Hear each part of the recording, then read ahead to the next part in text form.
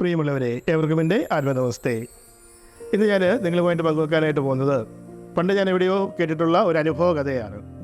ഈ അനുഭവ കഥ എന്ന് പറയുമ്പോൾ ഒരു ഫാമിലി കൗൺസിലിംഗ് ക്ലാസ്സിൽ കൗൺസിലർ കുടുംബ ബന്ധങ്ങളെ പറ്റിയും അതുപോലെ തന്നെ വ്യക്തികൾ തമ്മിലുണ്ടായിരിക്കേണ്ട ആ ഒരു ബന്ധത്തെപ്പറ്റിയും അല്ലെങ്കിൽ അതിൽ കാത്തു സൂക്ഷിക്കേണ്ട കാര്യങ്ങളെപ്പറ്റിയും പരസ്പരം ഉണ്ടാവേണ്ട ബഹുമാനത്തെപ്പറ്റിയും ഒക്കെ ക്ലാസ്സുകൾ എടുത്തു. അതിനുശേഷം പങ്കാളികൾ തമ്മിലുണ്ടായിരിക്കേണ്ട കാര്യങ്ങളെപ്പറ്റിയൊക്കെ ക്ലാസ്സുകൾ എടുത്തതിന് ശേഷം അദ്ദേഹം ആ പാർട്ടിസിപ്പൻസിൽ നിന്ന് ഒരാളെ സ്റ്റേജിലേക്ക് വിളിക്കും. അങ്ങനെ ഒരാളെ സ്റ്റേജിലേക്ക് വിളിച്ചതിന് ശേഷം അദ്ദേഹം ബോർഡിൽ 4 കാര്യങ്ങൾ കുറിച്ചിടുകയാണ്. അതിലൊന്നാമത്തേന്ന് പറഞ്ഞാൽ അച്ഛൻ അല്ലെങ്കിൽ അമ്മ, 2 പറയുന്നത് സഹോദരങ്ങൾ, 3 ഭാര്യ അല്ലെങ്കിൽ ഭർത്താവ്, 4 മക്കൾ എന്നുള്ളതാണ്. അങ്ങനെ ഈ 4 കാര്യങ്ങൾ അവിടെ ബോർഡിൽ എഴുതിയിടും.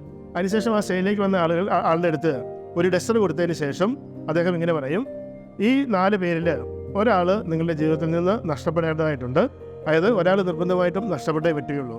അപ്പോൾ അത് ആരാണ് എന്ന് നിങ്ങൾക്ക് തീരുമാനിക്കാവുന്നതാണ്. അപ്പോൾ അത് ആരാണെങ്കിലും നിങ്ങൾ ഇപ്പോൾ ആ ബോർഡിൽ നിന്ന് അത് മായ്ച്ച് കളയാനായിട്ട്, ആ പേര് മായ്ച്ച് കളയാനായിട്ട് പറയും. അപ്പോൾ അവർ ആദ്യമേ പറയില്ല, ഇവരെല്ലാവരും എനിക്ക് ഒരുപോലെ ഇമ്പോർട്ടൻ്റ് ആണ്, എല്ലാവരും എനിക്ക് വളരെയധികം പ്രിയപ്പെട്ടവരാണ്, അതുകൊണ്ട് തന്നെ ഇവരെ ആരെയും എനിക്ക് നഷ്ടപ്പെടുത്താനായിട്ട് സാധിക്കില്ല എന്ന് പറയും. അപ്പോൾ കൗൺസിലർ പറയും, അത് പറ്റില്ല, നിർബന്ധമായിട്ടും ഒരാളെ നഷ്ടപ്പെടുത്തിയേ പറ്റുള്ളൂ. അതായത് ഈ 4 വ്യക്തികളിൽ ഒരാളെ നിർബന്ധമായും നഷ്ടപ്പെട്ടേ പറ്റുള്ളൂ. അങ്ങനെ ഒരു അവസ്ഥ വന്നാൽ ഇതിൽ ആരെയായിരിക്കും നിങ്ങൾ ആദ്യം സെലക്ട് ചെയ്യുക എന്ന് ചോദിക്കും. അപ്പോൾ ഇവർ മനസ്സോടെ വളരെ വടിയോടെ പോയിട്ട് അച്ഛൻ അല്ലെങ്കിൽ അമ്മ എന്നുള്ള ആ ഒരു പോയിന്റ് മായ്ച്ച് കളയും. ഒന്നാമത്തെ ആ ഒരു പോയിന്റ് മായ്ച്ച് കളയും. പക്ഷേ അവർ വളരെയധികം വിഷമിച്ചാണ് അത് ചെയ്യുന്നത്.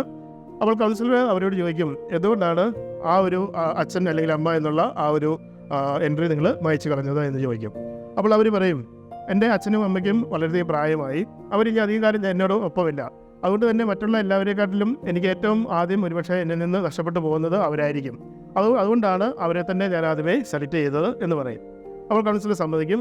അതിനുശേഷം ആ ഡസ്റ്റർ അവരിൽ തന്നെ വെക്കാൻ പറയും. അതിനുശേഷം അദ്ദേഹം പറയും, ഇനിയും ഒരു പ്രശ്നവും കൂടിയുണ്ട്. ഇനിയും ഈ അവശേഷിക്കുന്ന 3 പേരിൽ ആരെങ്കിലും ഒരാളെയും കൂടി നിങ്ങൾക്ക് മായ്ച്ചേ പറ്റുള്ളൂ. കാരണം ഒരാളും കൂടി നിങ്ങളുടെ ജീവിതത്തിൽ നിന്ന് നഷ്ടപ്പെടാനായിട്ട് പോവുകയാണ്. അപ്പോൾ ആ ഒരാളെയും കൂടി നിങ്ങളൊന്ന് മായ്ച്ച് കളയേണ്ടതായിട്ടുണ്ട് എന്ന് പറയും. അപ്പോൾ അവർ പറയും, അത് പറ്റില്ല, എനിക്ക് ഈ 3 പേരും വളരെ വളരെ ഇമ്പോർട്ടൻ്റ് ആണ്. 4 പേരും ഇമ്പോർട്ടൻ്റ് ആയിരുന്നു, പക്ഷേ ഈ 3 പേര് എനിക്ക് ഒരു കാരണവശാലും നഷ്ടപ്പെടാൻ പറ്റുന്ന ആളുകളല്ല എന്ന് പറയും. അപ്പോൾ കൗൺസിലർ പറയും, നിർബന്ധമായിട്ടും നിങ്ങൾ ഇതിനകത്ത് നിന്ന് ഒരാളെ മായ്ച്ച് കളഞ്ഞേ പറ്റുള്ളൂ, കാരണം അത് നിർബന്ധമായിട്ടും അത് സംഭവിച്ചു കഴിഞ്ഞേ പറ്റുള്ളൂ എന്ന് പറഞ്ഞു. അപ്പോൾ അങ്ങനെയാണെങ്കിൽ അടുത്ത ആരെയായിരിക്കും നിങ്ങൾ സെലക്ട് ചെയ്യാൻ ചോദിച്ചു. അപ്പോൾ അവർ ആ ഒരു ഡസ്റ്റർ എടുത്തിട്ട് അവർ ആ സ്ത്രീ പോയിട്ട് അവിടെ സഹോദരൻ്റെ സഹോദരി എന്നുള്ള ഓപ്ഷൻ മായ്ച്ച് കളയും.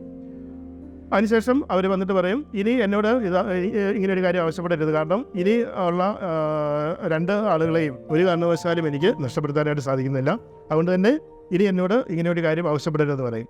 പക്ഷേ നമ്മുടെ കൗൺസിലർ വിടുകയില്ല. അദ്ദേഹം വീണ്ടും അവരോട് പറയും, നിങ്ങൾ നിർബന്ധമായിട്ടും ഇതിൽ നിന്ന് ഒരാളെ കൂടി മായ്ച്ച് കളയേണ്ടതായിട്ടുണ്ട്, കാരണം ഒരാളെയും കൂടി നിങ്ങൾക്ക് നഷ്ടപ്പെടേണ്ടതായിട്ടുണ്ട് എന്ന് പറയും.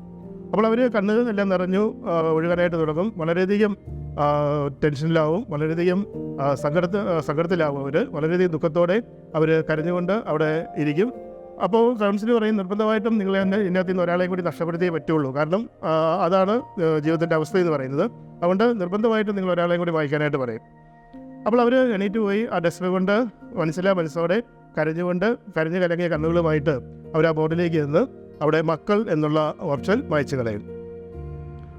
അപ്പോൾ അവർ തിരികെ വരുമ്പോൾ കൗൺസിലർ അവരോട് ചോദിക്കും, എന്തുകൊണ്ടാണ് മക്കളെ നഷ്ടപ്പെടാനായിട്ട് നിങ്ങൾ തയ്യാറായത് എന്ന് ചോദിക്കും. അപ്പോൾ അവർ പറയും, എന്നെ സംബന്ധിച്ചിടത്തോളം എൻ്റെ ഭർത്താവാണ് എൻ്റെ ജീവിതത്തിൻ്റെ അവസാനം വരെ എന്നോടൊപ്പം ഉണ്ടാവുന്ന ഏക വ്യക്തി എന്ന് പറയുന്നത്. കാരണം എൻ്റെ സഹോദരങ്ങൾ എന്നെ വിട്ടുപോകും, അച്ഛനും അമ്മയും എന്നെ വിട്ടുപോകും, സഹോദരങ്ങൾ വിട്ടുപോകും, അതുപോലെ തന്നെ മക്കളും അവർക്ക് പ്രായപൂർത്തിയാകുമ്പോൾ അവരുടേതായ മേഖലകളിലേക്ക് അവരും പോകും. അതുപോലെ തന്നെ അവർക്കും പോകേണ്ടതായിട്ടുണ്ട്, കാരണം അവർക്ക് പോകാതിരിക്കാനായിട്ട് സാധിക്കില്ല. കാരണം അവർക്ക് പ്രായപൂർത്തിയാകുമ്പോൾ അവരുടെ ഇടയോടൊത്ത് അവരുടേതായ ജീവിത സാഹചര്യങ്ങളിലേക്ക് കടന്നു പോകേണ്ടതായിട്ടുണ്ട്. പക്ഷേങ്കിൽ എന്നെ ഒരിക്കലും വിട്ടുപോകാത്ത ഒരാളെന്ന് പറയുന്നത് എൻ്റെ ഭർത്താവ് മാത്രമാണ്. അതുകൊണ്ട് മാത്രമാണ് ഞാൻ അദ്ദേഹത്തെ ഇവിടെ നിലനിർത്തിയിരിക്കുന്നത് എന്ന് അവർ പറയും. ഇത് ഞാൻ പലരുമായിട്ട് ഈ ഒരു സ്റ്റോറി പങ്കുവച്ചിട്ടുണ്ട്. അപ്പോഴൊക്കെ വ്യത്യസ്തങ്ങളായിട്ടുള്ള മറുപടികളാണ് പലരിൽ നിന്നും എനിക്ക് ലഭിച്ചിട്ടുള്ളത്.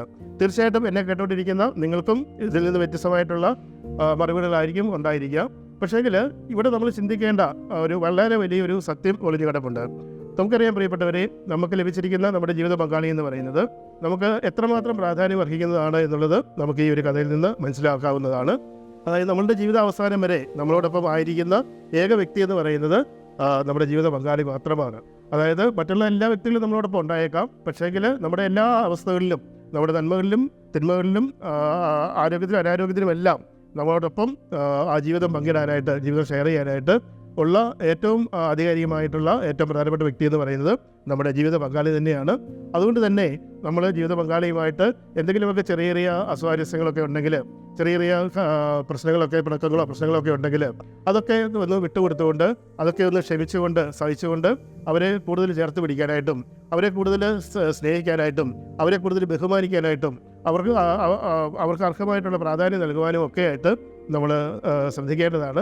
ജീവിതത്തിൽ അങ്ങനെയുള്ള കാര്യങ്ങളൊക്കെ മറന്നു പോകുമ്പോഴാണ് പലപ്പോഴും ജീവിതത്തിൻ്റെ ആ ഒരു സന്തോഷം, ആ ഒരു ശാന്തത നമുക്ക് നഷ്ടപ്പെട്ടു പോകുന്നത്, ആ ഒരു മനോഹാരിത നഷ്ടപ്പെട്ടു പോകുന്നത് ഈ ഒരു കാര്യത്തിലാണ്.